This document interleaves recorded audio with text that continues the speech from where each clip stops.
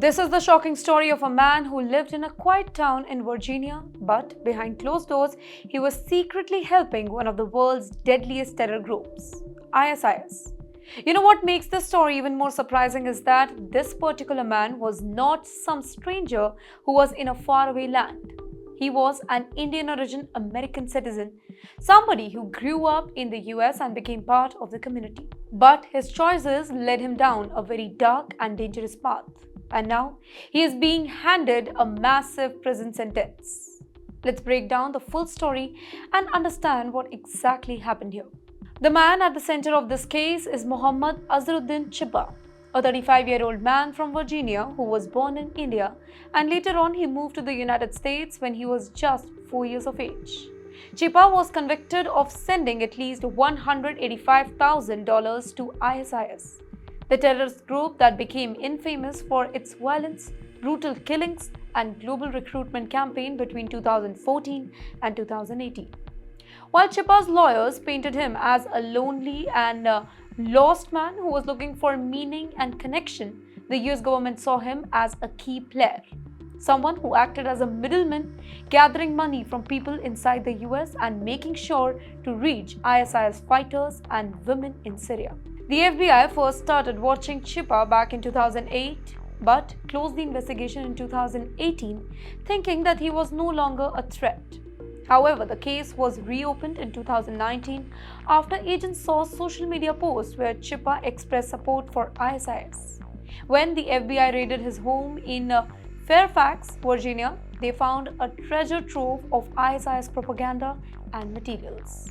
The agent even sat Chippa down and gave him a clear warning: stop sending money or face legal consequences. But instead of stopping, Chippa went even deeper. He continued sending funds, created the fake phone numbers and opened Telegram accounts, and even traveled hundreds of miles across the US to personally collect cash from other ISIS supporters. He worked closely with women known as Dujana, who made sure that the money reached its destination.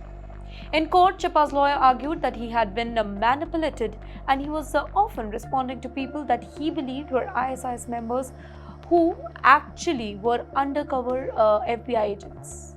They claimed that some of the money was meant for humanitarian aid, but the evidence against him was overwhelming. Assistant US Attorney Anthony Eminoff told the court that Chippa had been given a golden opportunity to quit after the FBI's warning, but instead he laughed it off and continued. At his sentencing, things took an unexpected turn, by the way. Instead of showing regret or asking for forgiveness, Chippa used his time to attack the US government, calling it evil, oppressive, hypocritical, and unjust. He also defended his wife, who is already sentenced to 20 years in prison for leading an all-female ISIS battalion. Chippa complained that neither he nor his wife were allowed to speak to their children. In the meantime, the judge, US District Judge David Novak, became frustrated and reminded Chippa to focus on the crime. But Chippa continued his rant, insisting that he had committed no crime. In the end, the judge sentenced Chippa to 30 years and 4 months in prison, calling him one of the most important fundraisers for ISIS from the United States. But the chaos didn't end there. Two of Chippa's brothers, Irfan and Mohsin, who were in the courtroom, and when the judge left, they refused to stand. Later, in the courthouse lobby, a tense scene unfolded. Marshals tried to escort the brothers out, but Irfan was arrested on the spot after a confrontation, though the exact reason for the arrest hasn't made clear. A court security officer later told Mohsin that the family had a history of being disrespectful in the court. You know what? This case reveals some very important facts.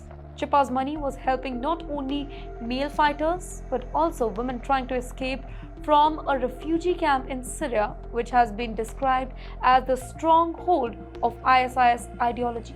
After the FBI raided his home, Chippa even fled to Mexico, planning to head to the Middle East.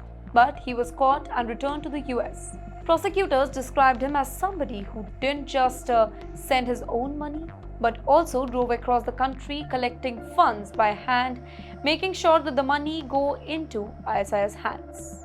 In the end, this case is a powerful reminder of how terrorist groups raise money, how social media and online messaging plays a big role in radicalization, and how even people living in a peaceful country can get pulled into violent crimes. For Chippa, a man who once had a future as an American citizen, his choices have now landed him behind bars for decades, leaving his family shocked and his entire life ruined.